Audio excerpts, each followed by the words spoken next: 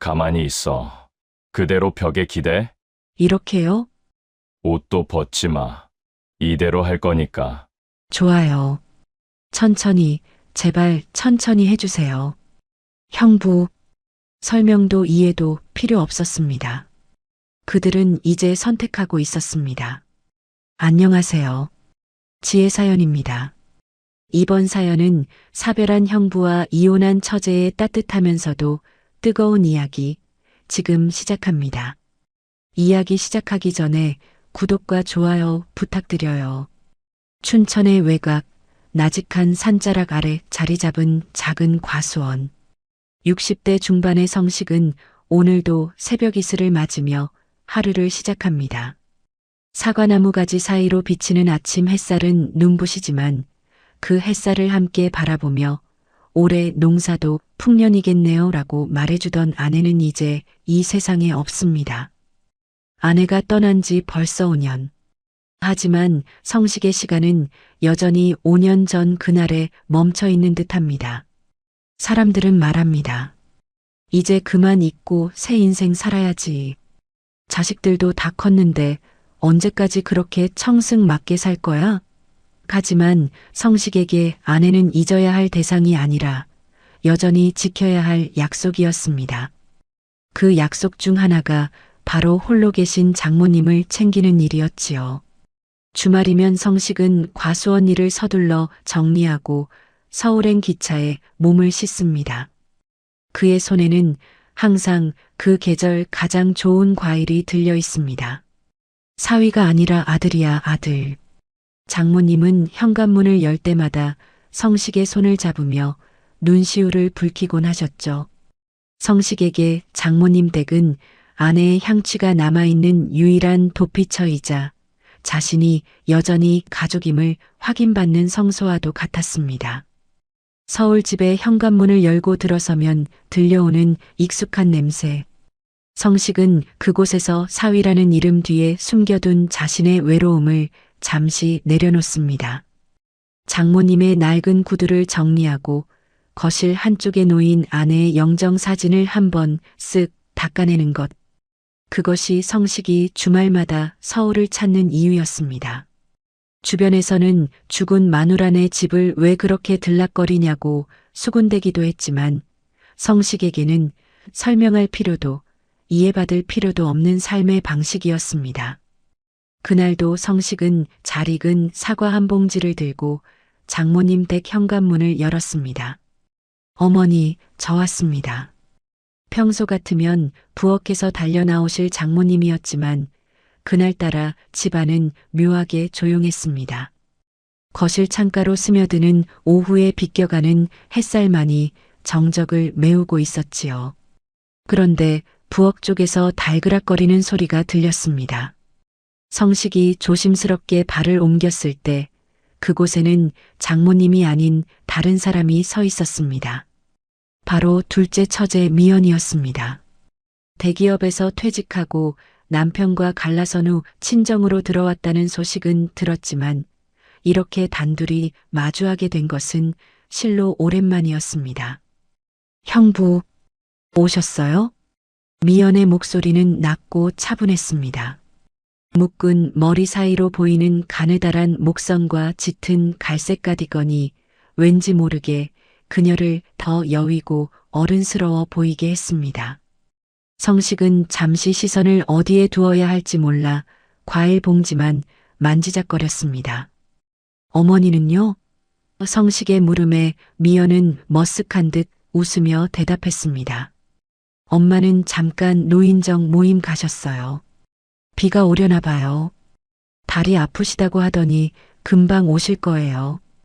두 사람 사이에 짧은 정적이 흘렀습니다. 성식은 거실 소파에 앉아 빗방울이 하나둘 맺히기 시작하는 창밖을 바라보았습니다. 미연은 조용히 찻잔을 씻으며 성식의 뒷모습을 힐끔 쳐다봤습니다. 예전보다 조금 더 굽어진 어깨, 하지만 여전히 나무처럼 단단해 보이는 그 사람의 등. 미연은 그 등을 바라보며 형부라는 이름 속에 감춰진 한 남자의 쓸쓸함을 읽어내고 있었습니다. 형부는 참 한결같으시네요. 아침 일찍 과일 사오시고 문 열고 들어오는 소리까지. 가끔은 언니가 살아있는 줄 착각할 정도라니까요. 미연의 말에 성식은 아무 대답도 하지 못하고 그저 깊은 한숨을 삼켰습니다. 그 숨소리는 창밖의 빗소리와 섞여 묘한 울림을 만들어냈습니다. 성식은 자신이 이 집에 오는 것이 누군가에게는 아픔일 수도 누군가에게는 착각일 수도 있다는 사실을 새삼 깨달았습니다. 하지만 미연의 눈동자는 이미 성식의 움직임 하나하나를 쫓고 있었습니다. 장모님이 돌아오시기 전 이 조용하고도 무거운 공기 속에서 두 사람의 이야기는 이제 막 서막을 올리고 있었습니다. 빗줄기는 점점 굵어지고 있었고 성식은 왠지 모를 예감에 젖은 채 미연이 건네줄 차례를 기다리며 묵묵히 자리를 지켰습니다. 거실을 채운 정막 사이로 비 내리는 소리만 요란했습니다. 성식은 거실 소파 끝자락에 몸을 걸치듯 앉아 있었고 미연은 부엌 싱크대 앞에 서서 찻잔을 만지작거렸습니다. 그녀의 손길은 정성스러웠지만 어딘가 모르게 머뭇거림이 묻어 있었습니다. 사실 미연은 요즘 들어 형부가 대문을 열고 들어오는 토요일 오후가 되면 심장 한 구석이 툭 하고 내려앉는 기분을 느끼곤 했습니다. 그녀는 얼마 전까지만 해도 화려한 커리어를 자랑하던 대기업 간부였습니다. 남들이 우러러보는 자리까지 오르기 위해 앞만 보고 달려왔고 그 과정에서 남편과의 관계는 조금씩 금이 가기 시작했지요. 결국 퇴직과 동시에 남은 것은 공허한 명함 한 장과 이혼 서류뿐이었습니다. 지칠 대로 지친 몸을 이끌고 도망치듯 들어온 곳이 바로 이 친정집 장모님의 댁이었습니다. 미연은 컵을 씻으며 힐끗 거실 쪽을 보았습니다. 춘천에서 흙을 만지며 살아온 성식의 손등은 거칠었지만 그가 가져온 사과만큼이나 정직하고 단단해 보였습니다. 미연은 자신의 삶을 떠올렸습니다. 높은 구두를 신고 대리석 바닥을 올리며 성공을 줬던 그 치열했던 날들이 이제는 물기가 덜 닦인 찻잔처럼 초라하게만 느껴졌습니다. 미연아, 거기 서서 뭐하니? 차다 식겠다. 성식의 나직한 부름에 미연이 정신을 차린 듯 찻잔을 들고 다가왔습니다. 그녀는 성식의 맞은편이 아닌 조금 비껴간 자리에 앉았습니다. 그녀가 입은 짙은 갈색 가디건의 소매 끝이 가늘게 떨리고 있었습니다. 미연은 형부의 얼굴을 똑바로 바라보지 못했습니다. 언니의 남편 사별한 지 5년이 넘었어도 여전히 우리 집의 큰 사위로 통하는 저 남자. 미연에게 성식은 늘 어려운 사람인 동시에 가장 의지가 되는 존재이기도 했습니다. 퇴직하고 쉬는 건 좀 어떠니? 몸은 좀 괜찮아? 성식이 먼저 침묵을 깼습니다. 미연은 억지로 미소를 지으며 고개를 끄덕였습니다. 그냥 그래요. 평생 일만 하고 살아서 그런지 가만히 있는 게 제일 힘드네요. 그래도 엄마랑 같이 있으니까 마음은 좀 편해요. 그녀는 말끝을 흐리며 차를 한 모금 마셨습니다. 미연은 알고 있었습니다. 이 집에서 자신이 차지하는 위치가 얼마나 애매한지 말입니다. 이혼하고 돌아온 딸, 그리고 죽은 딸의 남편인 사위. 두 사람은 각자의 상처를 안고 이 집이라는 울타리 안에 모여든 셈이었습니다. 장모님은 그런 미연을 보며 늘 안쓰러워하셨고 성식이 올 때마다 너희 형부만큼 성실한 사람도 없다며 입버릇처럼 말씀하시곤 했지요. 미연은 성식이 가져온 사과 봉지를 보았습니다. 빨갛게 잘 익은 사과들이 봉지 안에서 서로 몸을 맞대고 있었습니다. 그녀는 문득 그런 생각을 했습니다. 자신도 저 사과처럼 누군가에게 따뜻하게 안기고 싶다는 생각. 팍팍한 서울 생활과 이혼이라는 낙인이 찍힌 삶 속에서 그녀를 지탱해 준 건 뜻밖에도 가끔 찾아와 집안의 낡은 전구를 갈아주고 정수기, 필터를 점검해주던 형부의 투박한 손길이었습니다. 형부, 혹시 언니 생각이 많이 나세요? 질문을 던져놓고 미연은 아차 싶었습니다. 하지만 성식은 화를 내거나 당황하지 않았습니다. 그저 창밖의 빗줄기를 물끄러미 바라보다가 허탈한 듯 웃음을 지었습니다. 생각이 안 날 때가 없지. 근데 미연아, 너도 알잖니. 산 사람은 어떻게든 살아가게 마련이라는 걸. 나도 그저 그렇게 살고 있는 거다. 그의 목소리에는 깊은 피로와 함께 감출 수 없는 고독이 배어 있었습니다. 미연은 가슴 한구석이 아릿해졌습니다. 성공과 명예를 좇으며 바쁘게 살 때는 보이지 않던 것들이 이 조용한 거실에서 단둘이 마주 앉으니 비로소 보이기 시작한 것이지요. 형부의 흰머리가 부쩍 늘었다는 것, 그리고 그의 말투의 서린 적막함이 자신의 외로움과 꼭 닮아 있다는 것을 말입니다. 장모님이 계실 때는 북적거리던 거실이 오늘따라 유독 넓고 차갑게 느껴졌습니다. 비는 그칠 기미를 보이지 않고 처마 끝을 때리는 소리만 커져갔습니다. 미연은 찻잔을 내려놓으며 슬쩍 성식의 곁으로 시선을 옮겼습니다. 형부는 여전히 무거운 등짐을 지고 있는 사람처럼 앉아 있었습니다. 미연은 자신이 그 짐을 조금이라도 나누어 줄 수 있다면 얼마나 좋을까 하는 위험한 상상을 잠시 했습니다. 그때였습니다. 장모님에게서 전화 한 통이 걸려왔습니다. 노인정 친구들과 비빔밥을 해먹기로 했다며 비도 오는데 저녁까지 먹고 늦게 들어오겠다는 내용이었습니다. 전화를 끊고 난 미연의 얼굴에 복잡한 표정이 지나갔습니다. 이제 이 집에는 정말로 두 사람뿐이었습니다. 미연은 다시 찻잔을 들었습니다. 하지만 이번에는 손끝이 아까보다 더 심하게 떨리고 있었습니다. 성식은 그 떨림을 아는지 모르는지 거실 한쪽에 놓인 연장통으로 시선을 돌렸습니다. 지난주에 말했던 부엌의 낡은 수전과 안방의 문고리를 고칠 생각인 듯 했습니다. 성식은 언제나 그랬습니다. 말보다 행동으로 자신의 자리를 지키며 묵묵히 가족의 빈틈을 메워왔지요. 미연은 일어서는 성식의 옷자락을 아주 짧게 바라보았습니다. 이제부터 시작될 긴 시간 동안 두 사람 사이의 벽이 조금씩 허물어질 것을 예감이라도 한 듯이 말입니다. 그녀는 형부의 뒤를 따라 부엌으로 향했습니다. 고장난 곳을 고치는 그의 단단한 등을 더 가까이서 보고 싶다는 차마 입 밖으로 내지 못할 갈망을 품은 채로요. 부엌 한 구석에서 물이 뚝뚝 새던 낡은 수전 앞에 성식이 자리를 잡고 앉았습니다. 거칠어진 손으로 공구함을 여는 소리가 고요한 집안에 챙강거리며 울려 퍼졌지요. 미연은 차마 거실로 돌아가지 못하고 부엌 입구 문설주에 기대어 그 뒷모습을 가만히 지켜보았습니다. 성식은 허리를 숙여 싱크대 아래 배관을 살피더니 익숙한 솜씨로 렌치를 돌리기 시작했습니다. 그의 등은 참으로 넓었습니다. 춘천의 거친 바람과 뙤약볕을 견뎌온 과수원 사내의 등, 셔츠 위로 배어나오는 땀방울과 움직일 때마다 꿈틀대는 견갑골의 움직임은 미연이 서울의 매끈한 사무실에서 보아왔던 서류 가방 든 남자들에게서는 결코 느껴본 적 없는 생경한 생명력이었습니다.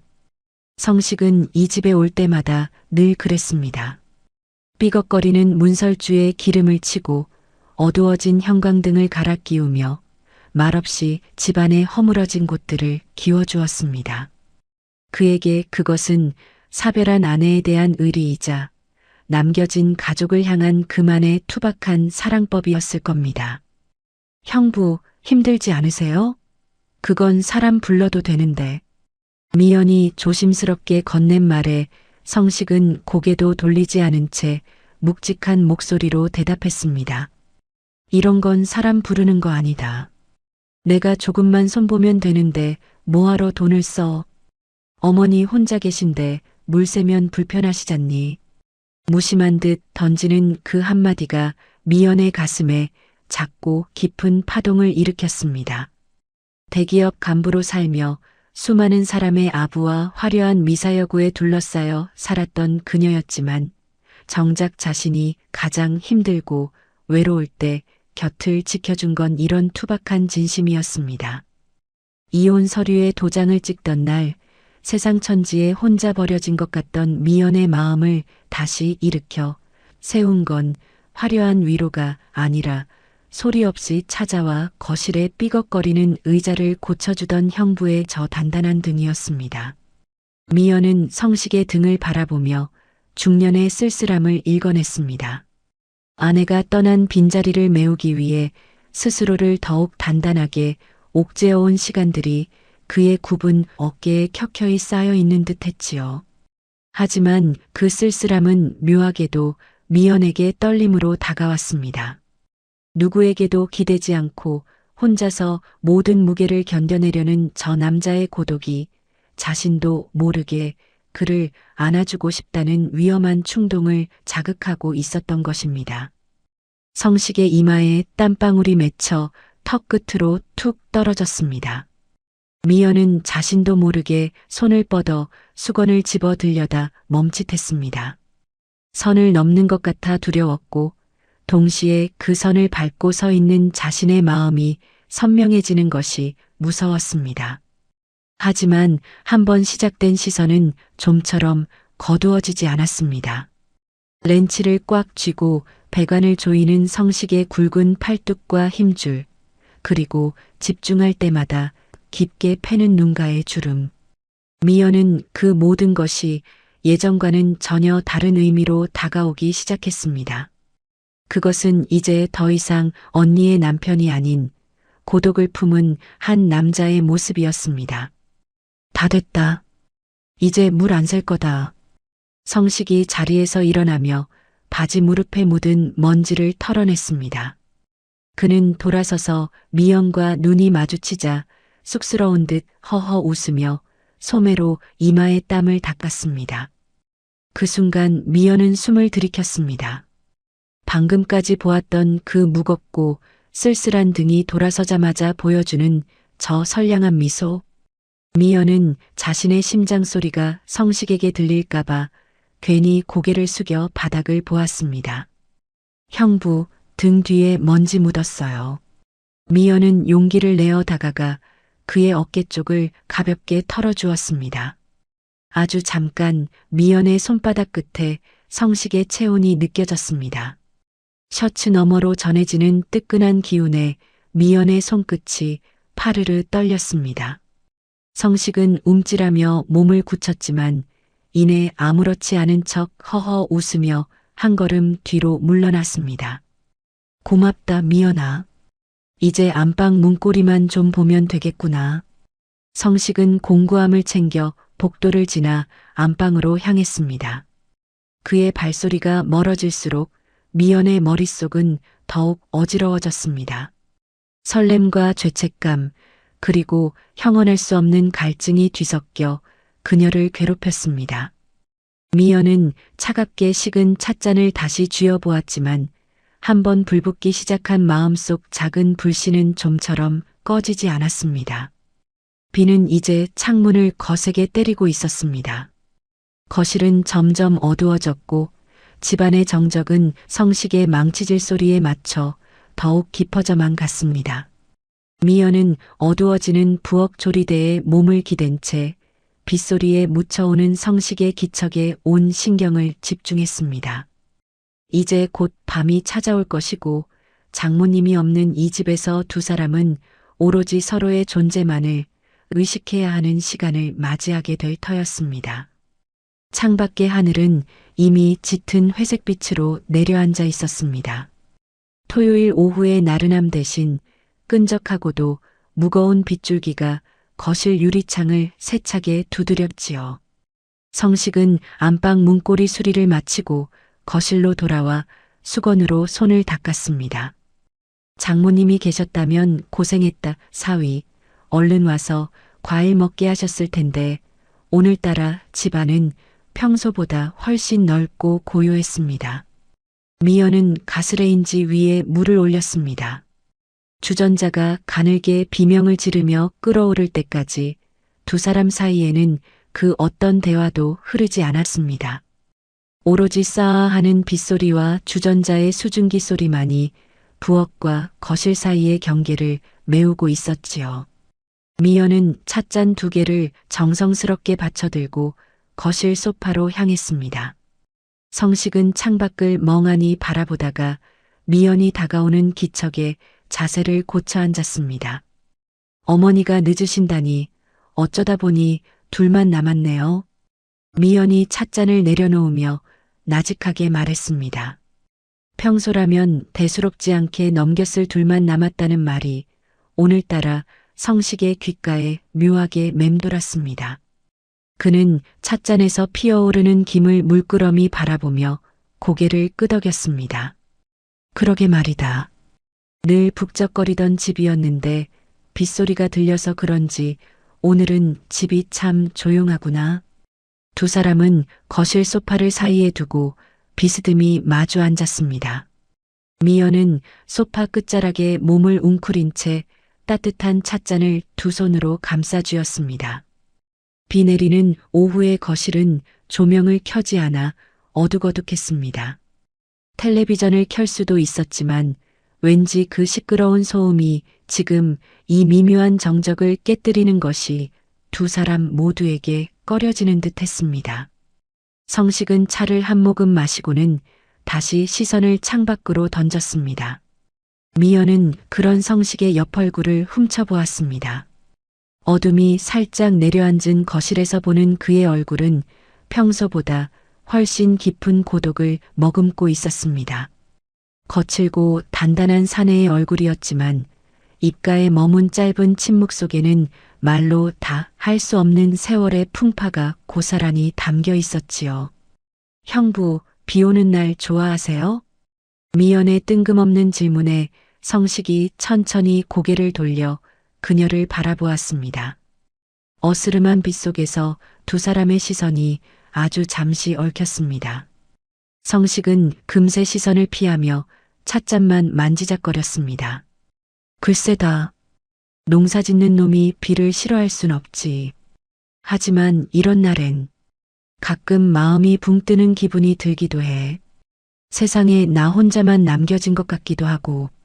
그의 말에 미연은 가슴 한구석이 찌르르 울리는 것을 느꼈습니다.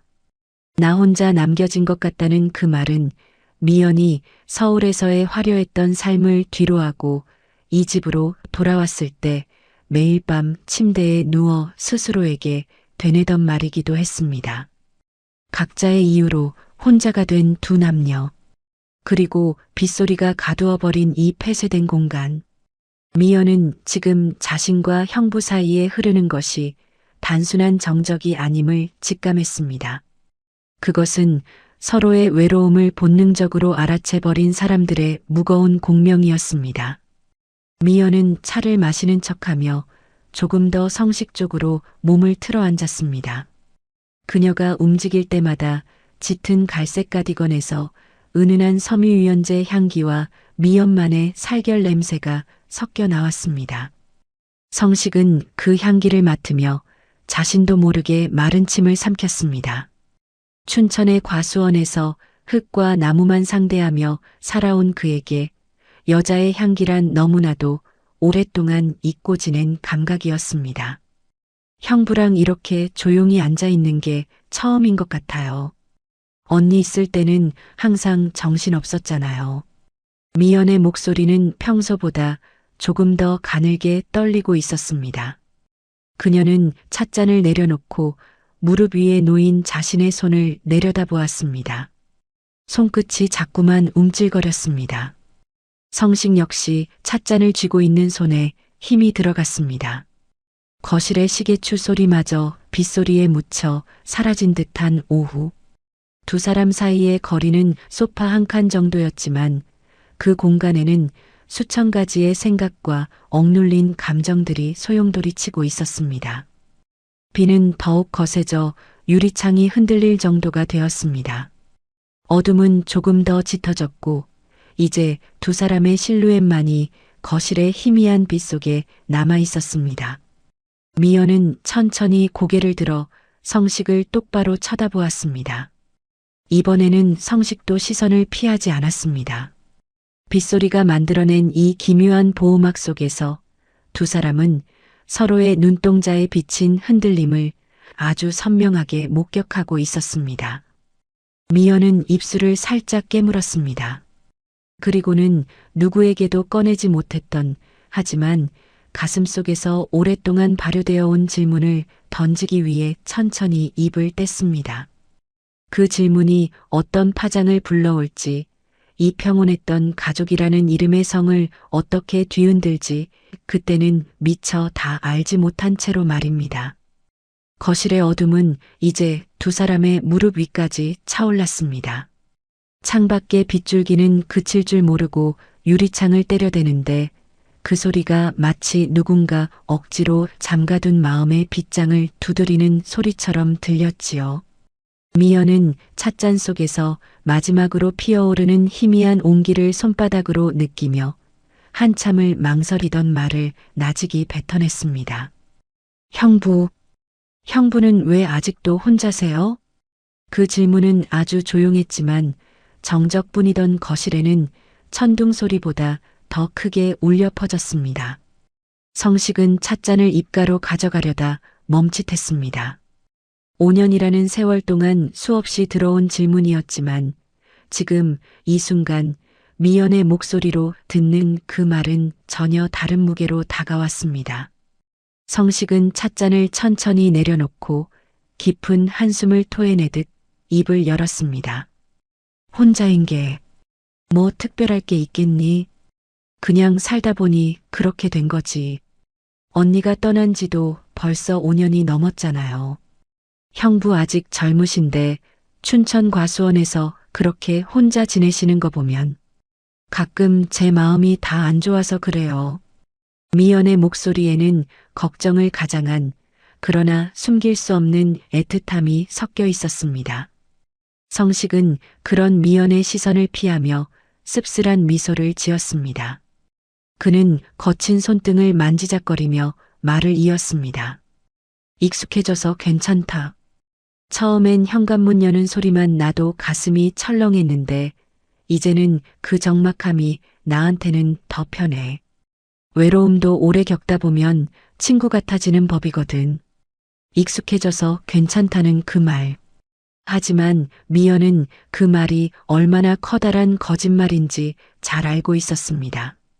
그녀 역시 텅 빈 아파트에서 혼자 잠들며 익숙해졌다고 스스로를 속여왔던 날들이 있었으니까요. 미연은 성식 쪽으로 몸을 아주 조금 더 기울였습니다.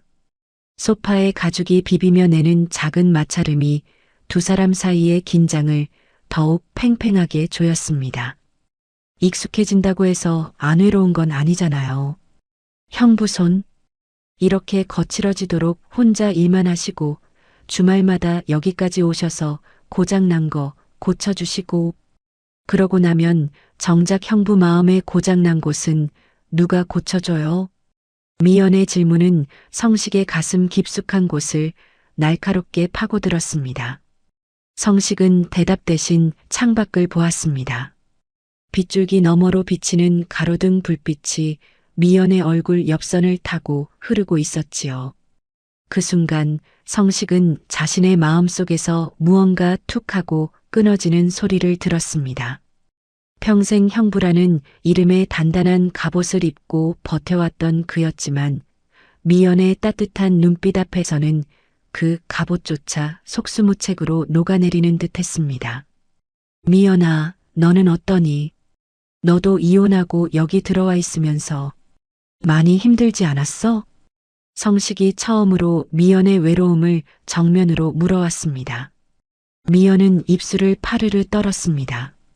누구에게도 보이고 싶지 않았던 자신의 바닥을 들킨 기분이었지만 동시에 그가 자신을 알아봐주고 있다는 사실에 묘한 안도감이 밀려왔습니다. 저도 사실은 매일 밤이 무서웠어요. 형부가 토요일마다 오시는 거 사실 저 기다렸거든요. 형부가 고쳐놓은 문고리를 잡을 때마다, 형부가 갈아준 전등 아래 있을 때마다 제가 혼자가 아니라는 생각이 들어서 두 사람 사이의 공기가 순식간에 뜨거워졌습니다. 이제는 비단 외로움에 대한 대화가 아니었습니다. 그것은 서로가 서로의 빈자리를 얼마나 절실하게 느끼고 있었는지에 대한 차마 고백하지 못한 진실의 편린들이었지요. 성식은 고개를 돌려 미연을 똑바로 바라보았습니다. 어둠 속에서도 미연의 눈동자는 눈물인지 갈망인지 모를 빛으로 반짝이고 있었습니다. 말은 멈췄지만 두 사람의 호흡은 오히려 거칠어졌습니다. 거실의 정막은 이제 숨막히는 긴장감으로 변해갔습니다. 빗소리는 여전히 세상을 삼킬 듯 요란했지만 그 소리조차 두 사람 사이의 팽팽한 떨림을 이기지는 못했습니다. 성식은 자신의 투박한 손을 무릎 위에 올려두었고 미연은 그 손을 가만히 내려다보았습니다. 이제 더 이상의 설명도 이해도 필요치 않은 순간이 다가오고 있었습니다. 미연은 찻잔을 내려놓은 손을 천천히 뻗었습니다. 아주 작고 조심스러운 움직임이었지만 그 손길이 향하는 곳은 명확했습니다. 성식은 피하지 않았습니다. 오히려 그 작은 손길이 가져올 엄청난 파장을 기다리기라도 하는 듯 굳은 채로 숨을 멈추었습니다.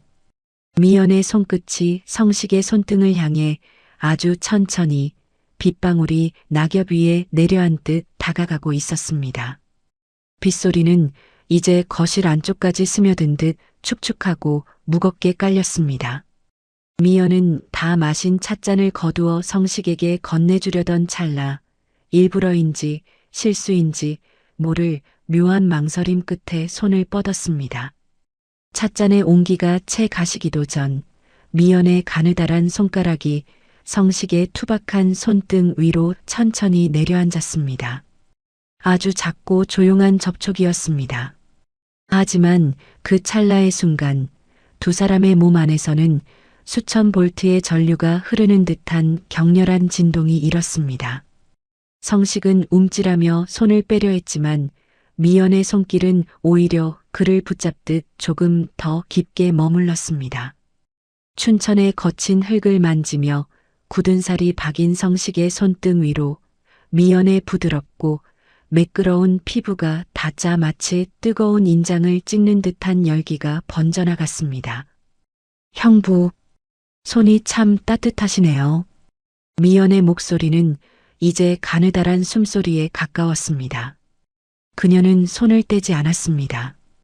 오히려 손가락 끝으로 성식의 손등에 튀어나온 힘줄을 아주 천천히 조심스럽게 쓸어내렸습니다. 그것은 단순한 위로가 아니었습니다.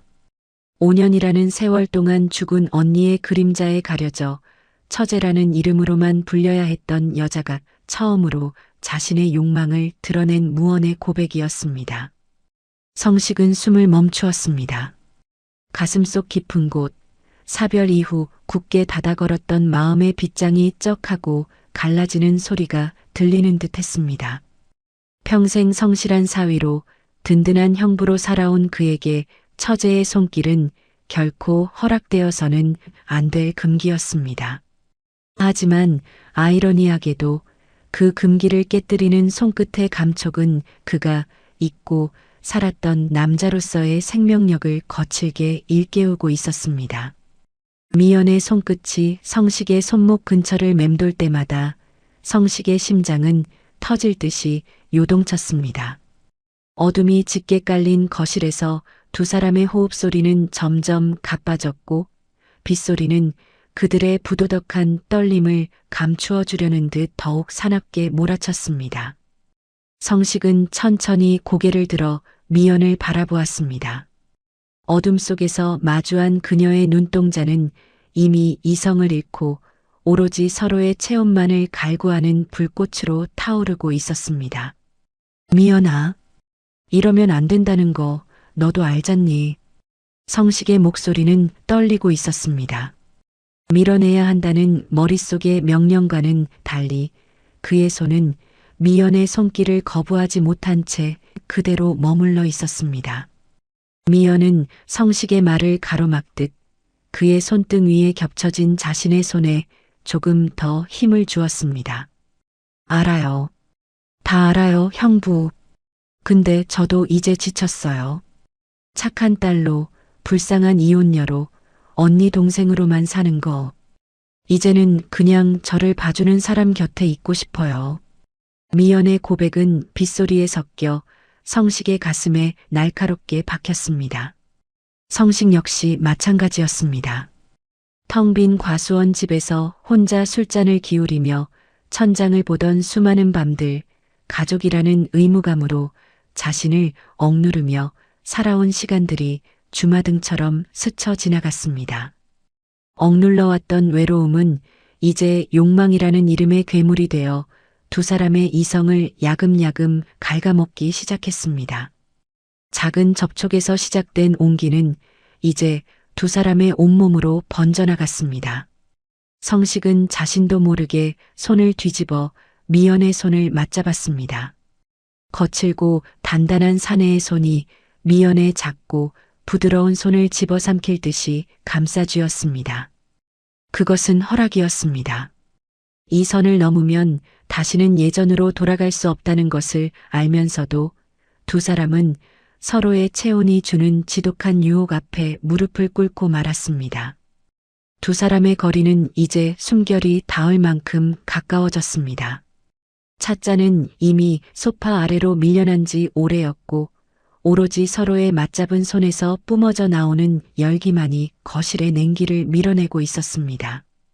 성식의 거친 숨소리가 미연의 얼굴을 간지럽혔고 미연은 그 숨결을 마시듯 고개를 살짝 들어 그를 올려다보았습니다. 그때였습니다.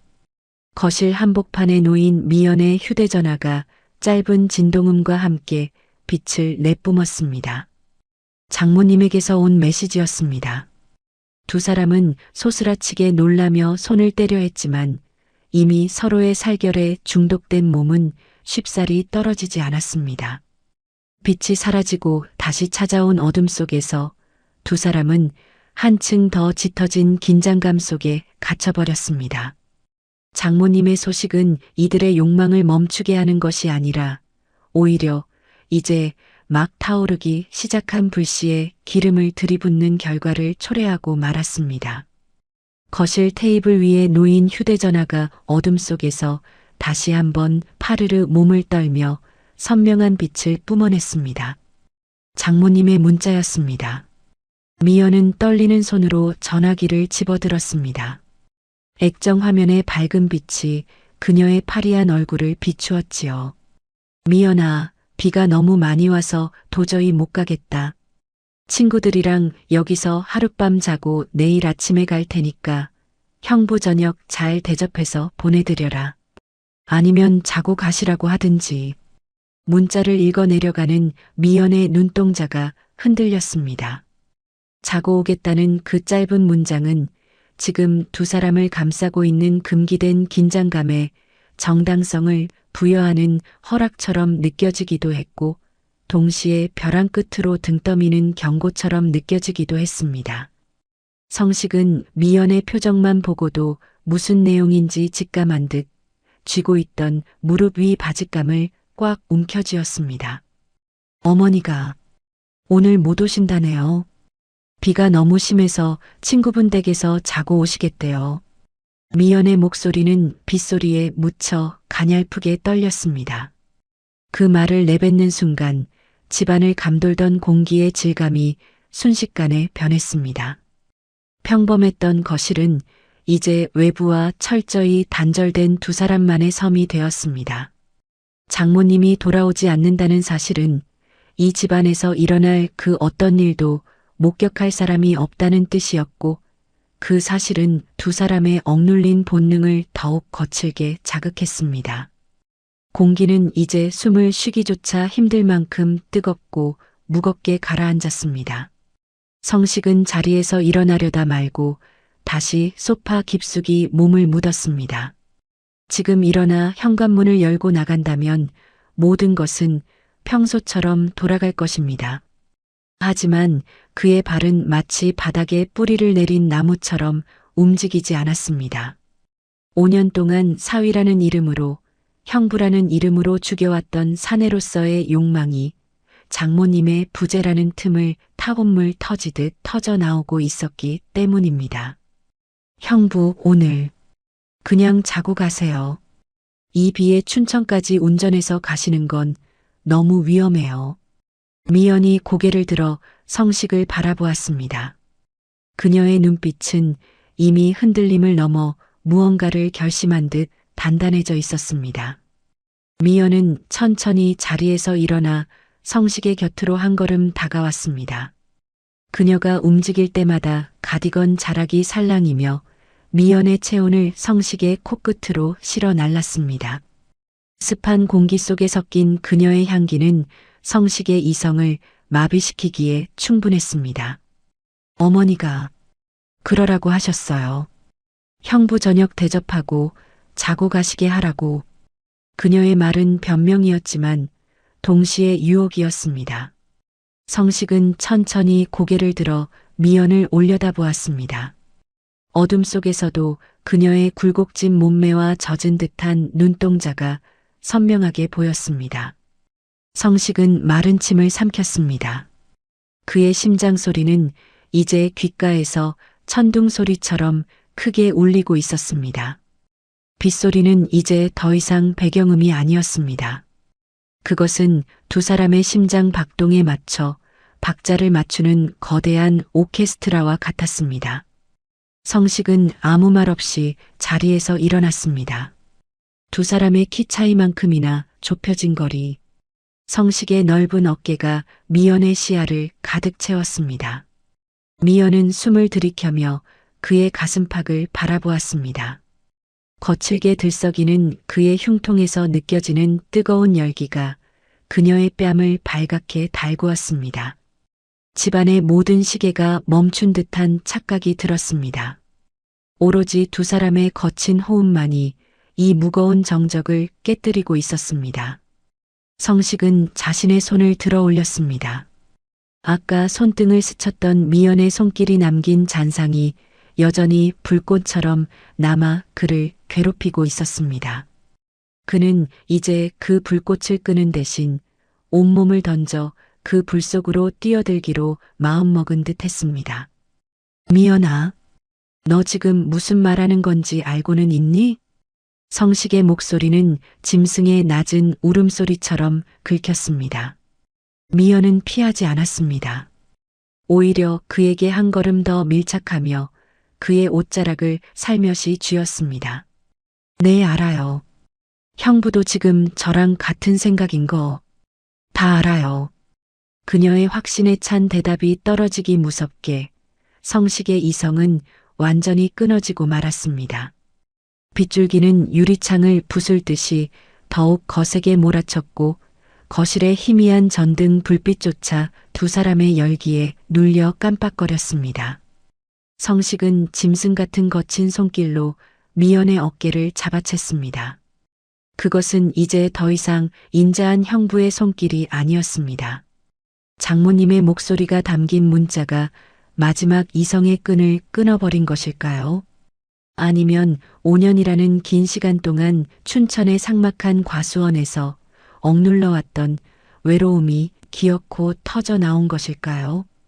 성식의 눈빛은 이제껏 미연이 알던 인자하고 묻어난 형부의 그것이 아니었습니다.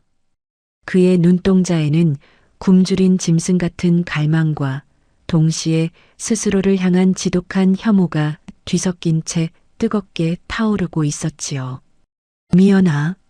성식의 입술 사이로 새어나온 그녀의 이름은 이미 호칭이 아니었습니다. 그것은 하나의 신호였고 항복 선언이었습니다. 성식은 거칠게 숨을 몰아쉬며 미연의 가녀린 어깨를 잡아챘습니다.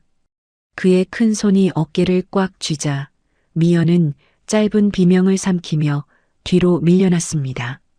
서너 걸음 뒷걸음질 치던 미연의 등이 거실 한쪽 차가운 벽에 닿았을 때 성식은 그대로 그녀의 앞을 가로막고 섰습니다. 그의 몸에서 뿜어져 나오는 뜨거운 열기와 땀 냄새, 그리고 과수원의 흙내음이 섞인 사내의 향취가 미연의 감각을 마비시켰습니다. 성식은 두 팔로 벽을 짚어 미연을 가두었습니다. 평소 단정하게 빗어 넘겼던 그의 머리카락 몇 가닥이 이마 위로 흘러내렸고 셔츠 단추 사이로 보이는 가슴팍은 거칠게 들썩이고 있었습니다. 너 내가 어떤 마음으로 매주 이 집에 온 줄 아니? 처제라고, 언니 동생이라고. 내 마음을 수만 번도 더 도려내며 참아왔어. 성식의 낮은 목소리가 미연의 귓가를 울렸습니다. 그의 숨결이 뺨에 닿을 때마다 미연은 온몸이 타들어가는 듯한 전율을 느꼈습니다. 성식은 떨리는 손으로 미연의 턱을 들어 올렸습니다. 그의 손바닥에 박인 거친 굳은 살이 미연의 연약한 피부를 긁었지만 그녀는 피하지 않았습니다. 오히려 그 거친 감촉이 자신을 살아있게 만드는 유일한 실체처럼 느껴졌습니다. 미연은 성식의 눈을 똑바로 바라보았습니다. 그의 눈가에는 고통스러운 듯 미세한 경련이 일고 있었습니다. 미연은 알고 있었습니다. 지금 이 남자가 느끼는 공포와 유혹의 무게를 말입니다. 하지만 미연에게도 더 이상의 후퇴는 없었습니다. 그녀는 떨리는 목소리로 그러나 분명한 어조로 입을 뗐습니다. 형부, 아니 성식 씨, 나도 그랬어요. 형부가 전등을 갈아줄 때, 내 곁을 스쳐 지나갈 때, 나도 형부가 아니라 남자로 보고 있었어요. 언니한테 미안해서, 엄마한테 죄송해서 죽고 싶었지만, 그래도 멈춰지지가 않았어요. 미연의 고백은 성식의 가슴에 마지막 불길을 당겼습니다. 그녀는 성식의 셔츠 깃을 꽉 움켜쥐었습니다. 빗소리는 이제 세상을 집어삼킬 듯 거세졌고 집안의 공기는 두 사람의 열기 때문에 산소가 부족한 것처럼 희박해졌습니다. 미연은 눈을 감으며 고개를 살짝 젖혔습니다. 그것은 어떤 결과가 닥치더라도 기꺼이 받아들이겠다는 무언의 허락이자 절박한 강구였습니다. 성식의 얼굴이 미연의 얼굴로 천천히, 아주 천천히 다가왔습니다. 그의 뜨거운 숨결이 미연의 입술 바로 위에서 멈췄을 때 두 사람은 서로의 심장 박동을 피부로 느낄 수 있었습니다. 성식은 마치 마지막 경고를 하듯 그녀를 지그시 내려다보았습니다. 하지만 미연은 오히려 그의 목을 감싸 안으며 그를 자신에게로 더 깊이 끌어당겼습니다. 하고 싶은 대로 하세요. 오늘 밤은 아무도 없잖아요. 우리밖에 없잖아요. 미연의 그 한마디가 떨어지기가 무섭게 성식의 입술이 그녀의 입술을 거칠게 집어삼켰습니다. 그것은 다정한 입맞춤이 아니라 서로의 영혼까지 뜯어낼 듯한 격정적인 갈구였습니다. 성식의 손은 미연의 허리를 감싸 안아 그녀의 몸을 자신에게 바짝 밀착시켰습니다. 벽에 기대어 있던 미연의 몸이 성식의 단단한 근육에 눌려 가늘게 떨렸습니다. 이제 두 사람에게 형부와 처제라는 이름은 먼지처럼 사라졌습니다. 오로지 빗소리가 지배하는 이 어두운 공간 속에서 고독에 지친 두 남녀만이 서로의 살결을 탐하며 위로받고 싶어 할 뿐이었습니다. 성식은 짐승처럼 낮은 신음을 내뱉으며 미연의 가디건 단추 위로 손을 가져갔습니다. 거친 손끝이 떨리고 있었지만 그의 움직임에는 주저함이 없었습니다. 미연은 그의 품속에서 뜨거운 눈물을 한 방울 흘렸습니다. 그것은 배신감에 대한 슬픔이 아니라 이제야 비로소 누군가의 여자가 되었다는 안도감의 눈물이었습니다. 두 사람의 몸은 이미 하나의 불꽃이 되어 타오르기 시작했고 성식은 미연을 더 깊은 곳으로 이끌기 위해 그녀의 몸을 천천히 돌려 세웠습니다. 이제 두 사람 사이에는 어떤 벽도 어떤 금기도 남아있지 않았습니다. 어둠이 짙게 깔린 거실, 벽을 짚은 성식의 손등 위로 굵은 힘줄이 솟아올랐습니다. 그의 거친 숨소리는 이미 이성의 영역을 벗어나 있었지요. 성식은 벽 앞에 선 미연의 몸을 천천히 그러나 거부할 수 없는 힘으로 뒤로 돌려 세웠습니다. 이제 미연의 시선은 차가운 벽면을 향했고 그녀의 등 뒤에는 성식의 거대한 열기가 폭풍처럼 몰아치고 있었습니다. 가만히 있어. 그대로 벽에 기대. 성식의 목소리는 평소의 그 인자함이라곤 찾아볼 수 없을 만큼 낮고 형용했습니다. 그 목소리가 미연의 귓가를 스칠 때마다 그녀는 온몸의 털이 곤두서는 듯한 전율을 느꼈습니다. 미연은 떨리는 두 손으로 차가운 벽면을 짚었습니다. 손바닥에 닿는 벽지의 서늘함과 등 뒤에서 느껴지는 성식의 뜨거운 체온이 극명하게 대비되며 그녀의 감각을 벼랑 끝으로 몰아넣었지요. 아니, 형부. 미연이 신음 섞인 목소리로 그를 불렀습니다. 하지만 성식은 그녀의 말을 가로막듯 미연의 가느다란 목을 한 손으로 감싸주며 그녀의 귓가에 입술을 바짝 밀착시켰습니다. 부르지 마. 그 호칭은 이제 필요 없어. 오늘만큼은 나도 형부가 아니라 남자로 있고 싶으니까. 그의 속삭임은 허락이자 명령이었습니다. 성식은 미연의 허리를 거칠게 감싸 안으며 그녀의 몸을 자신에게 바짝 밀착시켰습니다. 춘천 과수원에서 흙과 나무를 일구며 만들어진 그의 단단한 몸이 미연의 부드러운 곡선을 압박해왔습니다. 미연은 숨을 들이켜며 벽에 이마를 기댔습니다. 빗소리는 이제 집안의 모든 소리를 집어삼킬 듯 요란하게 울려 퍼졌지만 미연의 귀에는 오직 등 뒤에서 들려오는 성식의 가쁜 호흡 소리뿐이었습니다. 성식의 손은 이미 미연의 가디건 자락을 파고들고 있었습니다. 미연이 단추를 풀 겨를도 없이 그의 거친 손길은 옷감 너머의 살결을 탐하기 시작했습니다.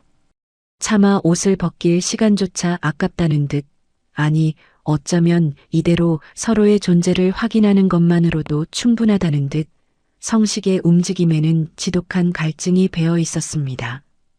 옷도 벗지 마. 이대로 널 가질 거니까. 그의 거친 요구에 미연은 정신이 혼미해지는 것을 느꼈습니다.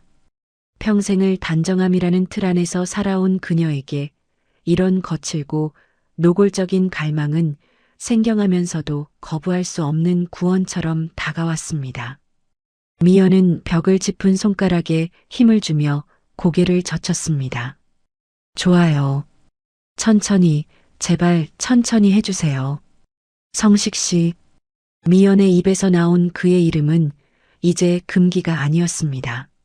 그녀는 자신을 옥죄고 있던 처제라는 굴레를 스스로 벗어던진 채 등 뒤의 사내에게 모든 것을 맡기기로 결심했습니다.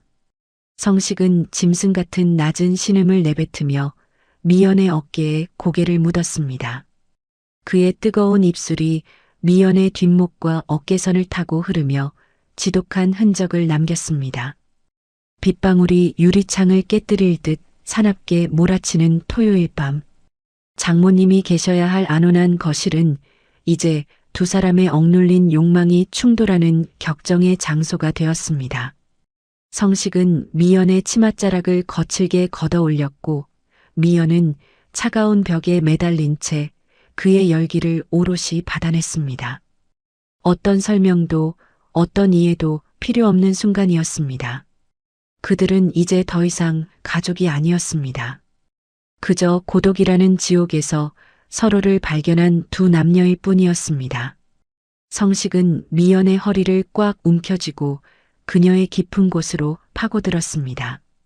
미연은 비명에 가까운 숨소리를 내뱉으며 벽을 긁었습니다. 두 사람의 그림자가 어두운 벽면에서 하나로 엉겨붙어 기괴하고도 아름다운 춤을 추고 있었습니다. 폭풍우는 점점 더 거세졌고 집안의 공기는 두 사람의 체온으로 인해 안개라도 낀 듯 뿌옇게 달아올랐습니다. 성식은 멈추지 않았습니다. 마치 평생의 외로움을 오늘 밤 단 한 번에 모두 털어내려는 듯 그는 미연의 몸 구석구석에 자신의 존재를 낙인 찍고 있었습니다. 미연은 그 거친 파도 속에서 허우적거리며 오로지 등 뒤에 사내가 주는 고통스러운 쾌락만이 자신을 구원해줄 유일한 동아줄인 양 매달렸습니다.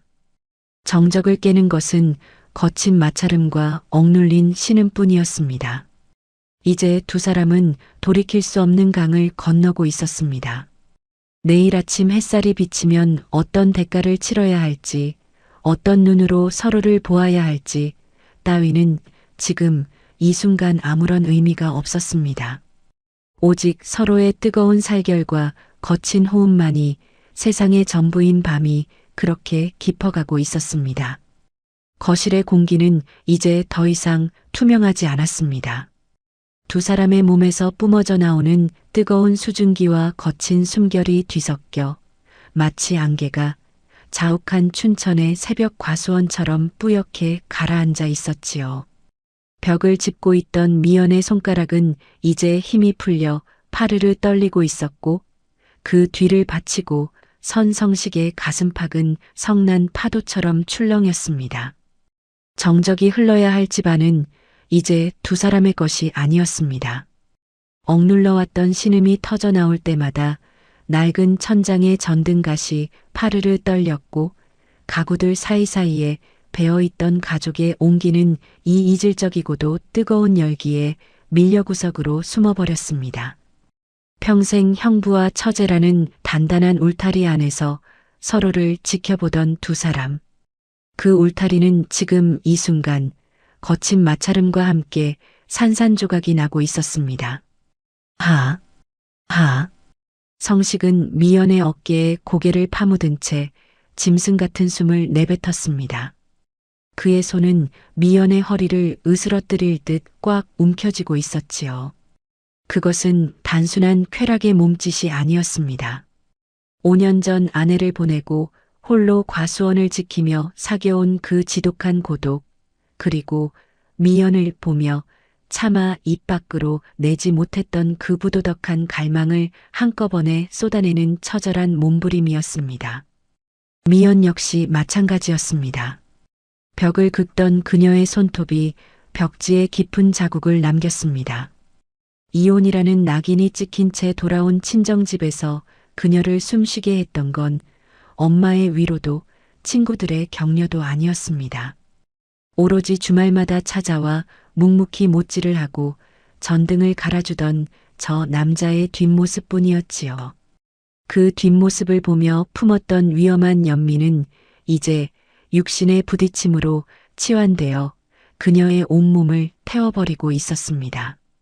형부, 아니 성식 씨, 이제 우린 어떡해요? 미연의 가냘픈 물음은 성식의 거친 움직임 속에 묻혀버렸습니다. 대답 대신 성식은 그녀의 몸을 더욱 강하게 끌어당겼습니다. 지금 이 순간 그들에게 미래는 존재하지 않았습니다. 오로지 빗소리가 세상을 차단해준 이 짧은 영혼 속에서 서로의 살결을 탐하는 본능만이 유일한 진실이었습니다. 평생 가족이라는 이름으로 서로를 묶어두었던 보이지 않는 끈이 끊어지는 순간이었습니다. 그 끈이 끊어지며 내는 비명 같은 소리가 거실을 가득 채웠습니다. 성식은 미연의 귓가를 깨물며 낮은 신음을 토해냈고 미연은 고개를 뒤로 젖히며 그가 주는 고통스러운 환희를 온전히 받아냈습니다. 그것은 배신인 동시에 구원이었고 타락인 동시에 비상이었습니다. 폭풍우는 절정을 향해 치달았습니다.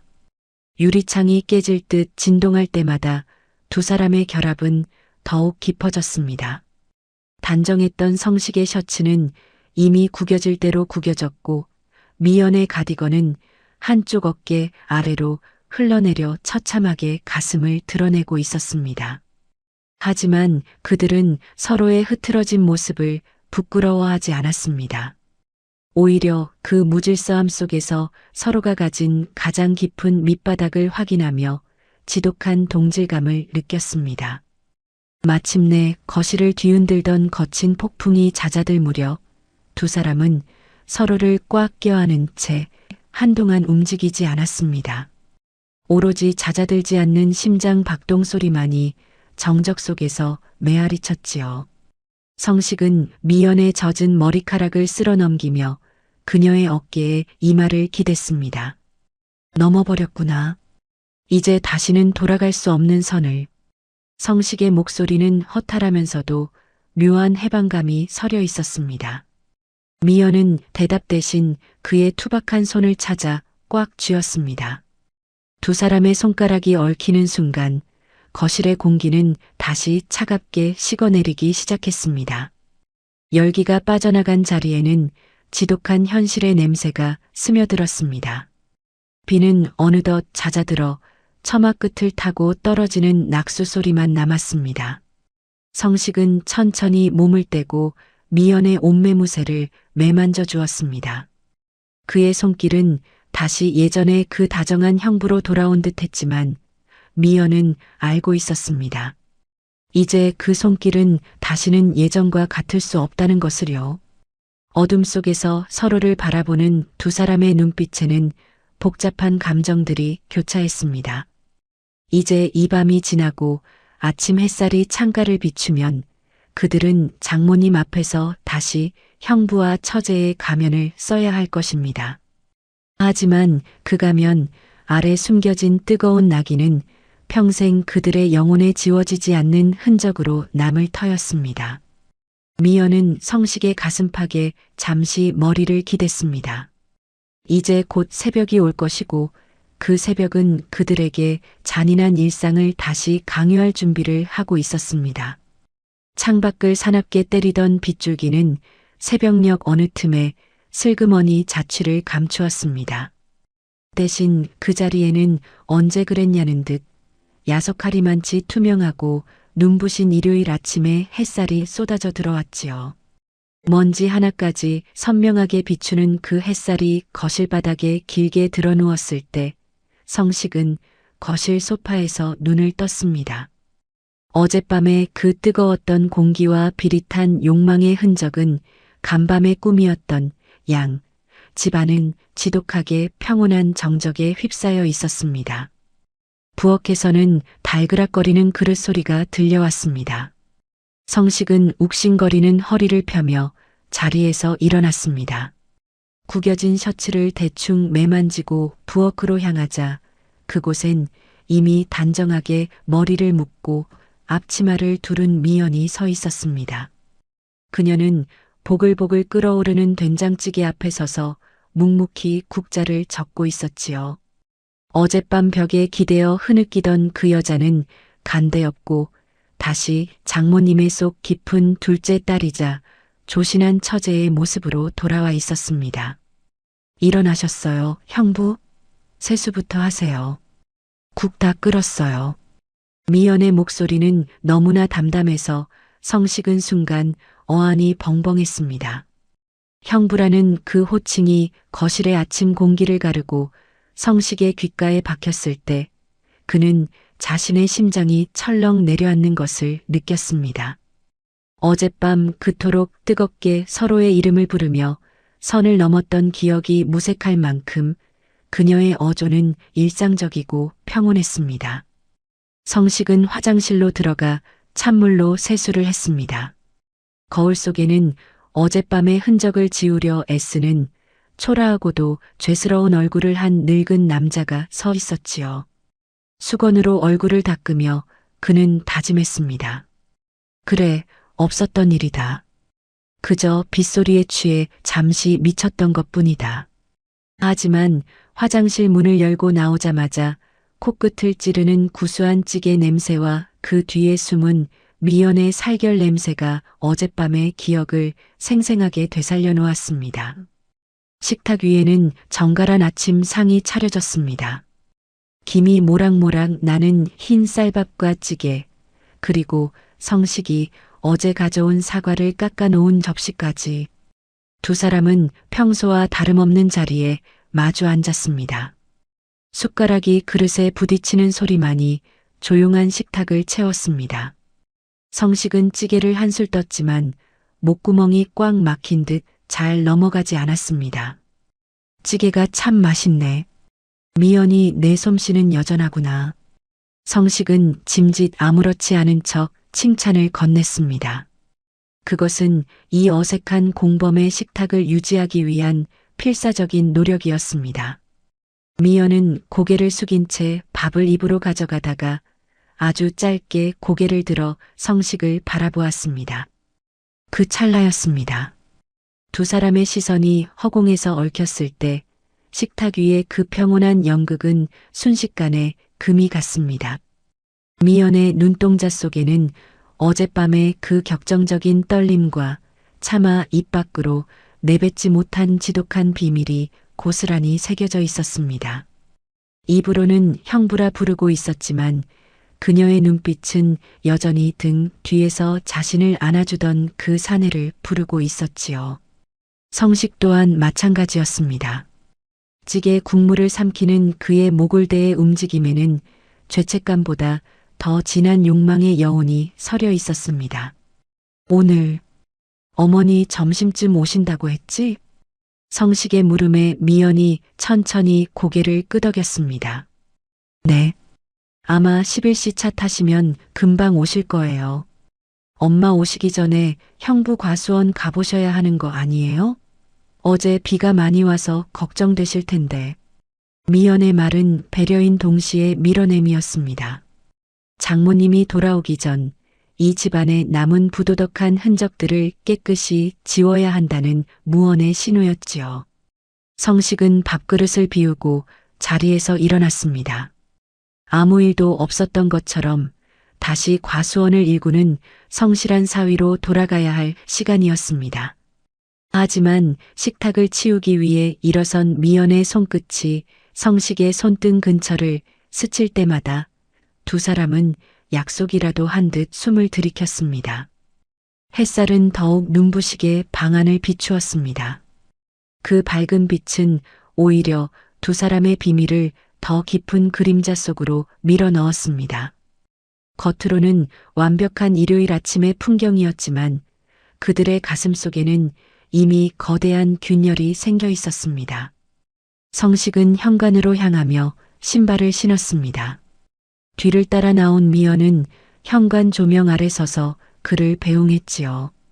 조심해서 가세요, 형부. 다음 주에 또 봬요. 미연의 그 다음 주라는 말은 성식에게 약속처럼 들렸습니다. 그는 현관문을 열기 전 다시 한번 미연을 돌아보았습니다. 미연은 입술을 굳게 다문 채 그를 바라보고 있었고 그 침묵 속에는 이제부터 시작될 지독한 그리움과 죄책감의 서막이 담겨 있었습니다. 성식은 도망치듯 집을 나섰고 닫히는 문소리와 함께 두 사람의 첫 번째 비밀은 그 집의 낡은 벽지 사이로 스며들었습니다. 성식이 떠난 뒤 서울 집의 정적은 이전보다 훨씬 날카롭고 시리게 미연의 살결을 파고들었습니다. 장모님이 돌아오시고 다시 집안에 TV 소리와 노인네의 가벼운 잔소리가 울려 퍼졌지만 미연의 시간은 여전히 그 폭풍 후 치던 토요일 밤 거실 벽면에 멈춰서 있었지요. 미연은 죄인이 된 심정으로 장모님의 얼굴을 똑바로 마주하지 못했습니다. 언니의 영정사진 앞을 지날 때면 마치 죽은 언니가 살아 돌아와 자신의 멱살이라도 잡을 것 같은 공포에 휩싸여 고개를 떨구어야 했습니다. 미연아, 너 어디 몸이 안 좋으니? 얼굴이 왜 이렇게 파리해? 장모님이 건네는 따뜻한 물 한 잔에도 미연은 소스라치게 놀라며 손을 내저었습니다. 그 손은 불과 며칠 전 형부의 거친 손등을 탐하고 차가운 벽면을 긁어대던 그 손이었습니다. 미연은 미칠 것 같은 죄책감에 휩싸여 성식에게서 걸려오는 전화를 받지 않았습니다. 아니, 받을 수 없었습니다. 휴대전화 액정에 춘천 형부라는 네 글자가 뜰 때마다 그녀는 마치 뜨거운 불덩이를 쥔 사람처럼 전화기를 멀리 던져버렸습니다. 이건 미친 짓이야. 사람이 할 짓이 아니야. 미연은 하루에도 수십 번씩 스스로를 채찍질했습니다. 대기업 간부로 세상의 이치를 다 안다고 자부했던 그녀였지만 혈연이라는 천륜을 거스른 이 감정 앞에서는 한낱 나약한 죄인일 뿐이었습니다. 그녀는 일부러 성식이 방문하는 토요일마다 친구를 만나러 간다거나 마트에 간다는 핑계로 집을 비웠습니다. 그를 마주치면 자신의 눈빛에 서린 갈망을 숨길 자신이 없었고 그가 건네는 잘 있었니라는 평범한 인사말에 무너져 내릴 것만 같았기 때문입니다. 하지만 낮 동안 쌓아 올린 견고한 거부의 벽은 밤이 되면 너무나 허망하게 무너져 내렸습니다. 불을 끄고 침대에 누우면 사방은 적막에 잠기고 미연의 감각은 비정상적으로 예민해졌습니다. 창밖으로 들리는 미세한 바람 소리조차 그날 밤 성식의 거친 숨소리처럼 들려왔고 살결에 닿는 이불의 감촉은 벽으로 자신을 몰아세우던 그의 단단한 흉통의 느낌을 생생하게 되살려 놓았습니다. 아! 미연은 입술을 깨물며 몸을 웅크렸습니다. 죄책감보다 더 무서운 것은 지독한 갈증이었습니다. 머리로는 그를 배신자라 부르고 밀어내려 애썼지만 몸은 정직하게도 그의 투박한 손길을 기억하고 있었습니다. 옷도 벗지 말라며 거칠게 자신을 몰아붙이던 그 사내의 열기, 처제라는 굴레를 찢어발기며 다가오던 그 노골적인 갈망이 미연의 온몸을 저릿하게 만들었습니다. 밤마다 그녀는 성식이 묵었던 별채 방 쪽 벽에 등을 기대고 앉았습니다. 벽 너머에는 아무도 없었지만 마치 그곳에 성식이 여전히 서 있는 것만 같은 착각에 빠지곤 했지요. 벽지를 손바닥으로 쓸어내릴 때마다 그날 밤 자신의 몸을 돌려세우던 그의 뜨거운 손길이 전해지는 듯 했습니다.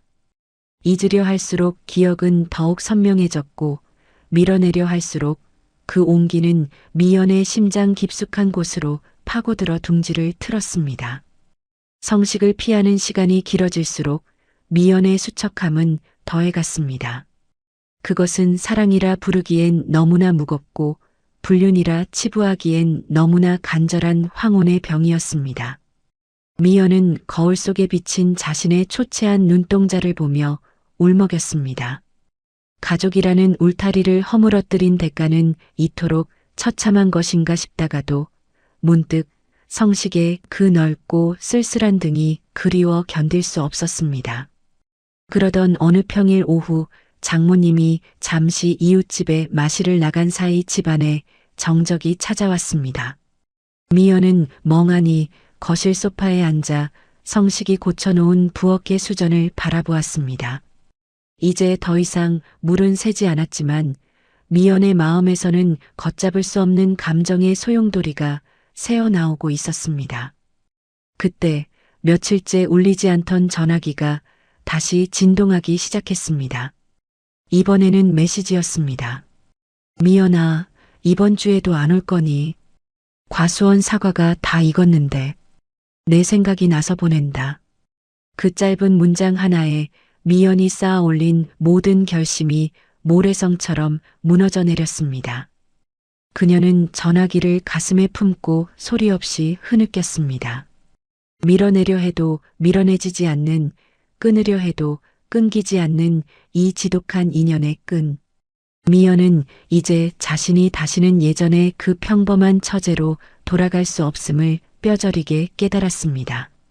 그리고 그 그리움은 서울의 좁은 방을 넘어 멀리 춘천의 푸른 과수원 바람을 타고 성식에게로 향하고 있었습니다. 춘천의 바람은 서울보다 서늘했습니다. 성식은 이른 아침부터 과수원 구석구석을 돌며 잘 익은 사과를 수확하기 시작했지요. 사다리 위에 올라가 가지를 헤치고 열매를 딸 때마다 툭툭 떨어지는 사과의 무게감은 어쩐지 성식의 어깨 위에 내려앉은 죄책감의 무게처럼 느껴졌습니다. 5년 전 아내를 보내고 이 과수원을 제 무덤인 양직해왔건만 이제 성식의 머릿속에는 죽은 아내의 얼굴보다 살아있는 처제의 그 젖은 눈동자가 더 선명하게 박혀 있었습니다. 아, 내 팔자야. 이 늙은 놈이 무슨 짓을 저지른 건지. 성식은 나무 그늘 아래 앉아 거친 손을 내려다보았습니다. 흙먼지가 잔뜩 묻은 투박한 손.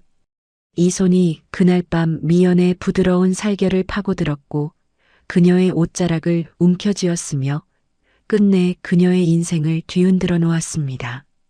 사과를 한 입 베어 물면 달콤한 즙이 입안을 가득 채웠지만 성식의 입안은 쓴 뿌리를 씹은 듯 서늘하기만 했습니다. 바람이 한 차례 과수원을 훑고 지나가면 나뭇잎 스치는 소리 사이로 미연의 향취가 섞여 들어오는 듯 했습니다. 서울집 거실에서 그녀를 벽으로 몰아세웠을 때 느꼈던 그 은은한 섬유유연제 냄새와 뜨겁게 달아오른 살결의 향기. 성식은 자신도 모르게 숨을 크게 들이마셨다가 이내 고개를 저었습니다. 눈을 감으면 환영처럼 그녀의 흐트러진 모습이 나타나 그를 괴롭혔습니다. 좋아요. 천천히 해주세요, 성식 씨. 귓가에 맴도는 그녀의 신음 섞인 목소리. 형부라는 껍데기를 벗겨내고 자신을 성식 씨라 불러주던 그 떨림. 성식은 멍하니 높은 가을 하늘을 바라보았습니다. 구름 한 점 없이 파란 하늘이 마치 내가 지은 죄를 다 보고 있다며 꾸짖는 것만 같았지요. 장모님을 뵙고 아내의 도리를 다하겠다며 매주 서울로 향하던 발걸음이 이제는 이 위험하고도 뜨거운 욕망을 채우기 위한 핑계가 되어버린 현실이 성식은 두려웠습니다. 이 사랑이 어디로 흘러가려는 걸까? 결국은 우리 둘 다 벼랑 끝으로 떨어지는 건 아닐까? 성식은 알고 있었습니다. 이 관계는 축복받을 수 없는 세상이 손가락질할 금기라는 것을요. 만약 장모님이 아신다면, 만약 동네 사람들이 알게 된다면 성식은 평생 쌓아온 명예와 인간다운 삶을 모두 잃게 될 터였습니다. 하지만 두려움보다 무서운 것은 멈추지 않는 갈망이었습니다.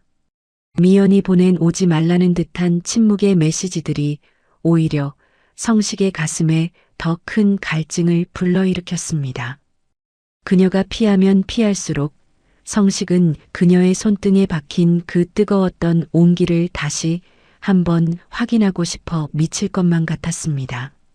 사과 바구니가 가득 차도록 성식은 제정신이 아니었습니다. 가지를 쳐내다가도 멍하니 멈춰서고 걸음을 주다가도 헛손질을 하기 일쑤였지요. 사방이 산으로 둘러싸인 이 적막한 과수원에서 성식을 살아가게 하는 유일한 힘은 역설적이게도 그를 파멸로 이끌 이 비밀스러운 사랑이었습니다. 그는 수확한 사과 중 가장 크고 붉은 것들을 골라 상자에 담았습니다. 그리고는 한참을 망설이다 펜을 들어 주소지를 적었습니다. 서울시.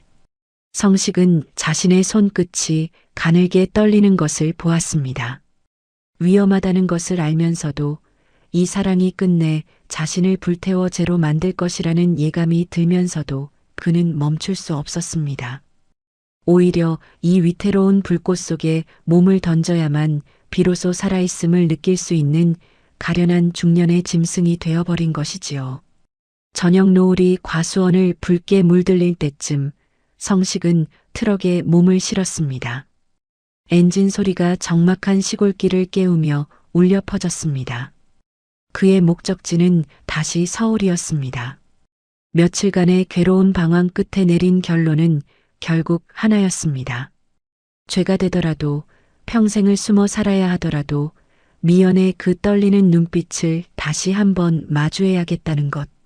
성식의 트럭이 춘천 톨게이트를 지날 때 그의 마음속에는 두려움과 설렘이 기괴하게 뒤섞인 폭풍이 다시 휘몰아치기 시작했습니다. 그리고 그 폭풍의 끝에는 명절이라는 이름으로 다시 모이게 될 가족들의 얼굴이 기다리고 있었습니다. 민족의 명절이라는 이름 아래 장모님의 좁은 거실은 오랜만에 사람들로 북적거렸습니다. 주방에서는 전 부치는 기름 냄새가 진동하고 조카들의 웃음소리와 친척들의 덕담이 오가는 지극히 평범하고도 평화로운 풍경이었지요. 하지만 그 소란스러운 활기 속에서 성식과 미연 두 사람만은 각기 다른 의미의 정적 속에 잠겨 있었습니다. 성식은 거실 한 구석에 앉아 사과를 깎으며 사람들의 질문에 건조한 웃음으로 답했지만 그의 모든 감각은 주방에서 묵묵히 나무를 묻히고 있는 미연의 뒷모습에 곤두서 있었습니다. 사람들은 아무것도 몰랐습니다. 저 듬직한 사위와 조신한 둘째 딸이 불과 얼마 전 이 거실벽에 몸을 밀착한 채 서로의 영혼을 갉아먹듯 탐했다는 사실을 말이지요. 성식은 깎아놓은 사과 접시를 들고 주방으로 향했습니다. 명절이라는 핑계로 자연스럽게 그녀에게 다가갈 수 있는 유일한 기회였습니다. 미연아, 이것 좀 먹으면서 해라. 너무 고생이 많네. 성식의 목소리는 평소처럼 인자하고 평온했습니다. 하지만 사과 접시를 건네는 그의 손끝은 미세하게 떨리고 있었지요. 미연은 고개를 들어 성식을 바라보았습니다. 수많은 친척의 눈길이 머무는 공적인 장소. 그녀는 억지로 입꼬리를 올리며 대답했습니다. 고마워요, 형부. 형부도 과수원 일하느라 힘드셨을 텐데 좀 쉬세요. 입술 밖으로 내뱉는 형부라는 말은 이제 두 사람에게 지독한 역설이었습니다. 그 단어는 사람들에게는 신뢰의 증거였지만 두 사람에게는 서로를 더 깊은 죄의 구렁텅이로 밀어넣는 암호와도 같았지요.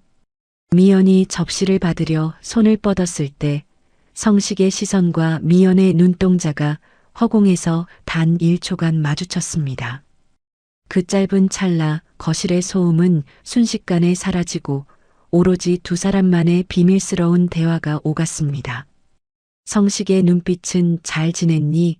그날 밤 이후로 나처럼 괴롭지는 않았니라고 묻고 있었고 미연의 젖은 눈동자는 밤마다 형부의 온기가 그리워 벽을 짚고 울었어요 라고 답하는 듯 했습니다.